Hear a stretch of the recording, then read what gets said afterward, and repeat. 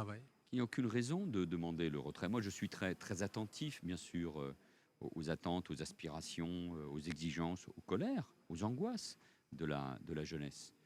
Je leur demande de regarder avec attention le texte, les évolutions que nous avons apportées grâce à un dialogue très riche avec les partenaires sociaux, mais aussi avec les organisations étudiantes et lycéennes.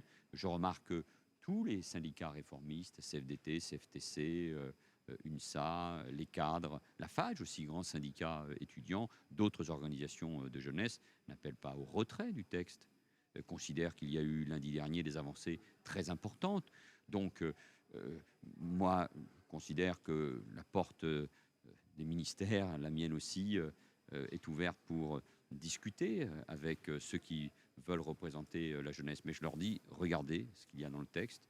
C'est un texte qui vise au contraire à conforter le CDI, à sortir de la précarité, qui donne de nouveaux droits, notamment en matière de formation à la jeunesse. Et puis surtout, il y a cette mesure qui sera une des grandes réformes du quinquennat de François Hollande, cette garantie jeunesse universalisée et qui va concerner progressivement toute une génération.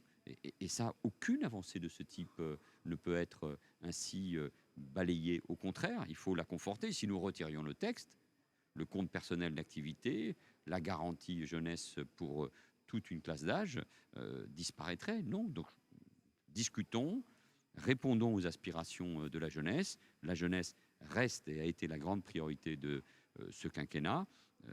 Et voilà, je leur demande tout simplement d'être prêts à discuter. Moi, je suis ouvert, attentif, mais je considère qu'aujourd'hui, dans ce texte, il y a une réponse aux aspirations, pas toutes bien sûr, mais aux aspirations de la jeunesse. Toujours prêt à aller jusqu'au bout?